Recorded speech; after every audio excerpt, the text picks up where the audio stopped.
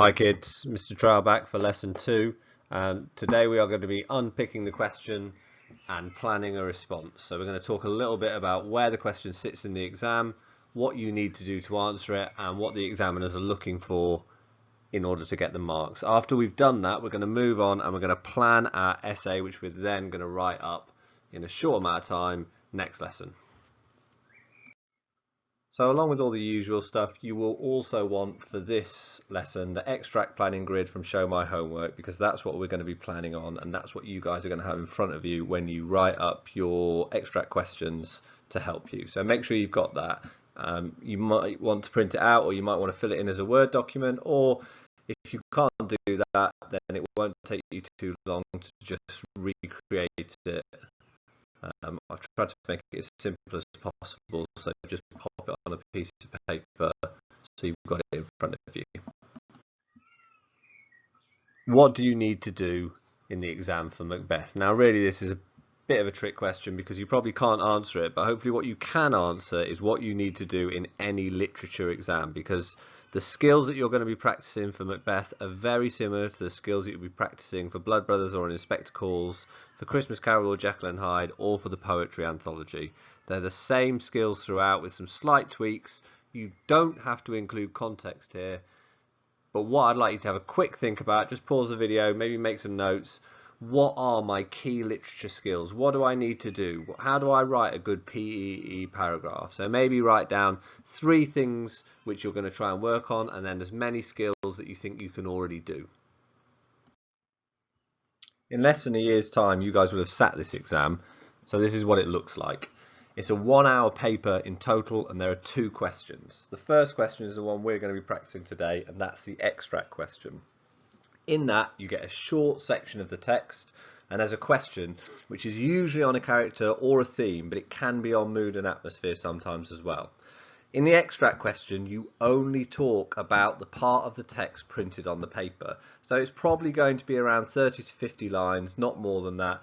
It will always fit on a single page of paper, and that is the only bit you should talk about. You don't get any marks on the extract question for talking about things outside of it. So we're looking at Act 3, Scene 2. You're going to get no marks for analysing quotes from any other part of the play, not from the beginning, not from the end, just Act 3, Scene 2. You in the exam get 20 minutes to do it, but when we practice it this first time, we're going to write it up in 30 minutes, and it's worth 15 marks. After you've done the extract question in the real exam 20 minutes, you've got an hour total, so you've got 40 minutes left to do the essay question. And that is just a single line of text, which is a question on either a character or theme. So it might say something like, explore the presentation of revenge in Macbeth, or explore the presentation of relationships in Macbeth, or explore the character of Banquo and his significance in Macbeth. Here you do need to discuss the play as a whole, so you do need to be able to remember quotes from other parts of the play. You never need to remember scenes, you never need to be able to say this quote is from Act 1, Scene 3, but you do need to be able to make reference to specific events, or better yet specific quotes from the rest of the play. As I said, it's 40 minutes, it's worth 25 marks. In total, it's a 2-hour paper. So after you spent your first hour on Macbeth, the extract and the essay question, there are another 2 questions, another hour on the poetry anthology.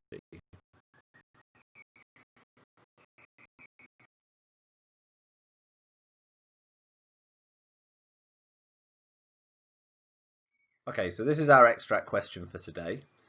What does this extract show an audience about Macbeth's state of mind at this point in the play? Refer closely to details from the extract to support your answer.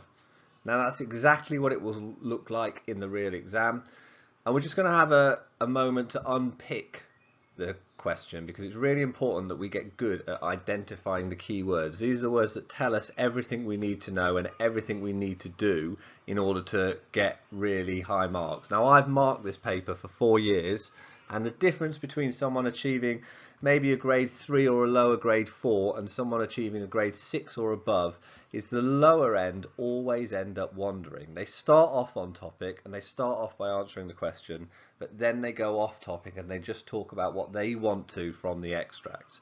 So it's really important that we unpick the extract, we know what the keywords are, and we use those to keep our answer on topic. Hopefully you picked out some of the following. So firstly, and pretty basic, extract below. We started off by saying that you only get marks for talking about the text that's been printed in the extract. So it's important that all of your answer focuses on the text you've been given and nothing else from earlier or later on in the play. Next up is audience. Remember, we're reading this, but Shakespeare always designed it to be watched as it was performed. So we might want to think about how Macbeth's state of mind might come across to the audience. Next, Macbeth's state of mind. We don't want to talk about Lady Macbeth here. She's in the scene, Banquo's mentioned, we're not interested in them unless we're relating it back to Macbeth's state of mind. So Lady Macbeth's surprise reaction suggests that Macbeth's state of mind is unusual. Next up, at this point in the play, as we said, we're not interested in earlier, we're not interested in later, and finally, refer closely to details. Now what that means is using those short integrated quotes, individual words in some cases, or short phrases to discuss and analyse and explore Macbeth's state of mind.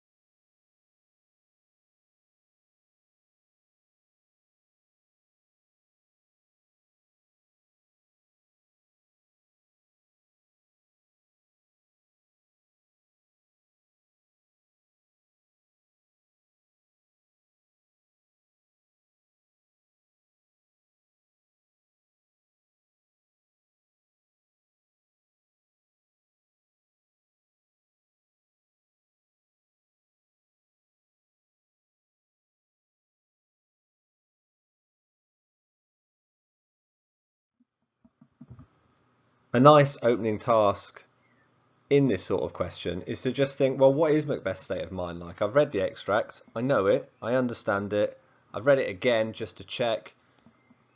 How would I describe Macbeth's state of mind? So just on your own, on your piece of paper, have a go at that. Make a note of 5, maybe 7 adjectives, words that you would use to describe Macbeth's state of mind. And we talked about whether he was unhappy or whether he was angry, but now I'm sure you've got a much better understanding. So before moving on, just pause quickly and make a note of 5 adjectives that you would use to describe Macbeth's state of mind. You might have said some of these. You might describe his state of mind as irrational, as altered. It's not how it was earlier in the play. It's not the Macbeth that we know. It's troubled, it's violent. Clearly Macbeth is angered. We might say that he's concerned. It might seem unusual, but he's concerned about his lineage, about his ability to carry on the kingship once he has died. We might say his state of mind is distant. We might call him single-minded. He's clearly ambitious here. We might say he's forceful. He seems very determined to get his own way. We might describe him as focused, changed, intense, or perhaps even distracted. Now, you might have something completely different, and that's absolutely fine, provided that you do what it says in the question and back it up with close details from the extract. So quotes from the extract, whatever you say is fine. Now we're going to start planning our extract. I'm not going to read you the question again, but reminder, it's normally 20 minutes. We're going to spend 30. Reminder again also that we're only going to discuss the extract. Now some basic tips are, in 20 minutes, you've got to read the extract and write about a page and a half of your exam booklet, which is about a page of A4 line paper. So it's an awful lot that you're trying to get down. You have to go very quickly. You're probably aiming for 3 PEE paragraphs. Another really important thing to note is that you've got to try and discuss the start, middle, end of the extract. So pick a quote from the start, pick a quote from the middle, and pick a quote from the end, just like we did yesterday with those 6 quotes that we looked at. Again, when I've examined this in the past, a really clear line of difference between weaker candidates and middle to upper candidates is that the weaker ones will always pick out maybe 2 or 3 things from the start and say something quite nice about them, but then run out of steam and not be able to do anything else. So it's really important that you don't do that. Often they will deliberately choose the extract to have something important happening at the very start and something at the very end. So as long as you're aware of that, you should be fine. Now, lots of people get stressed about introductions and conclusions. It's not a big deal here. One sentence which summarizes the extract. So think back to what we did at the end of the lesson yesterday. We finished off by summarizing the extract and saying what happened in it and why it was important, and that's fine. And then finally, for your conclusion, again, one sentence is fine. And a really useful way of doing this is by starting with ultimately or overall. Overall, in this extract, my best state of mind is best described as whatever. Or ultimately, after viewing this scene, the audience would view Macbeth's state of mind as whatever you want to decide. It's just a little way of summarizing your argument. Now you're going to want to have in front of you your extract planning grid, whether that's printed, whether it's on your screen and you're working on a laptop, or whether you've recreated it. Anyone's fine. But we're going to start off by doing our one sentence introductions, and like we said, this is really simple. In this extract we see Lady Macbeth and Macbeth, and I'm not going to do it for you, so you guys just need to summarize the extract, and then comma, the extract comes from the start, middle, end of the play. In this case it's obviously the middle. It's really useful just to do that. You don't ever have to say, as we said, this is from Act 3 Scene 2, but it's really useful just to show the examiner you know the sequence of events in the play, and it builds your confidence as you start off. So that's it.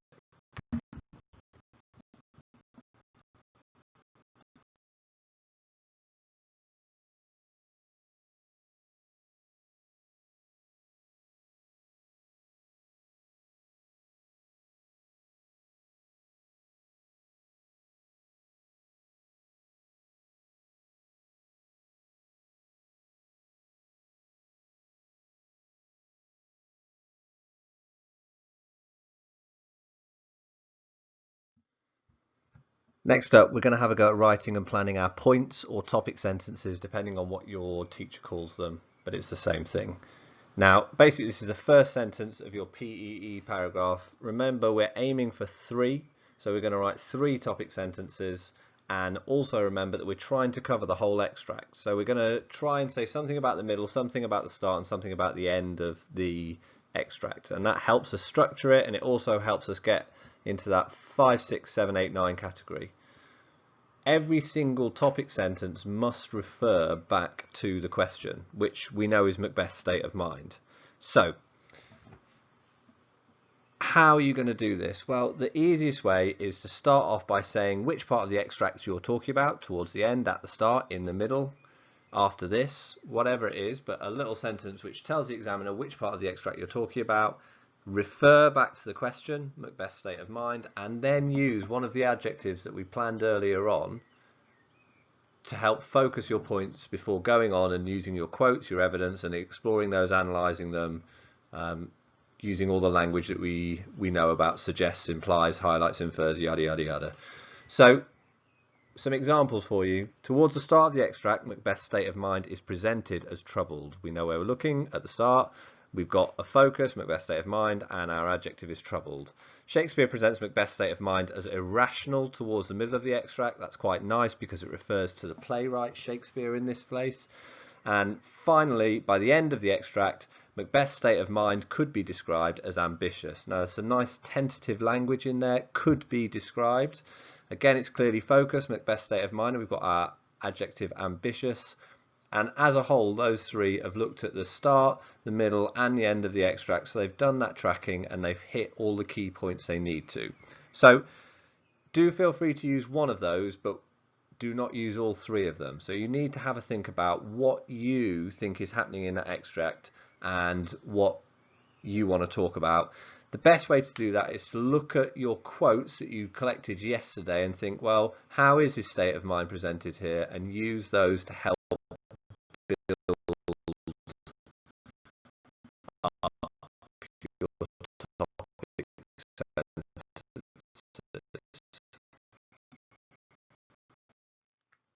Moving on to the final part of today's lesson, we're going to plan our key quotes, we're going to note them down, and we're going to have thought about what we're going to say about them, so that tomorrow we're using all of our time to write up our extract and do the best job we can in 30 minutes. As with any literature exam, you gain marks for your analysis of quotes. So it's really, really important that you pick quotes that you can discuss and that you can say something interesting about.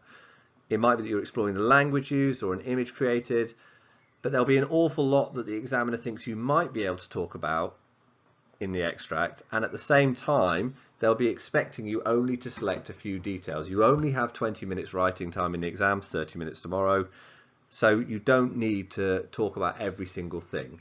Ideally, you're aiming for around 2 to 3 quotes per paragraph, and you need to make sure that your quotes help you explain your point or topic sentence. So whatever you said Macbeth's state of mind is, your quotes must link to that. It's no good you saying that you think he is ambitious and then exploring a quote which suggests that he's angry. Really, you want all of those to glue together. Again, you've got all the work you did yesterday to help you. You've got the key quotes we went through, and you've got the key quotes which you picked out yourself. Finally, we've talked about this briefly already, but using words like suggests, implies, highlights or infers is going to help you stay on track and ensure you analyse the language Shakespeare uses. A common thing people fall into, a common mistake people make, is they say shows or means. This quote shows or this quote means, and the problem there is you end up translating ancient Shakespeare into modern day English, which is not a particularly high level skill. They don't really want to see that you understand the extract, they want to see that you understand and can analyse the extract. So avoid shows or means and try and go for suggests, implies, highlights. So for example, in your grid you might write something like, the word scorched is an image of fire and it suggests hell or evil imagery, which is also highlighted by snake in the same line, which suggests treachery or refers back to the theme of deception, which Macbeth is a key part of.